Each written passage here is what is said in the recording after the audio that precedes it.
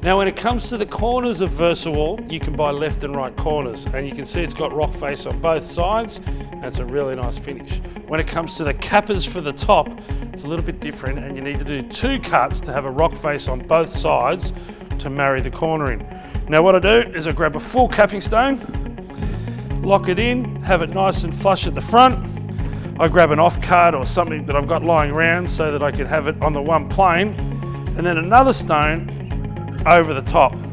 Get that flush here and flush here. Now I draw a line from the corner to where the 2 hit at the back here, and I mark the bottom one, take it away, and I draw the other line as well.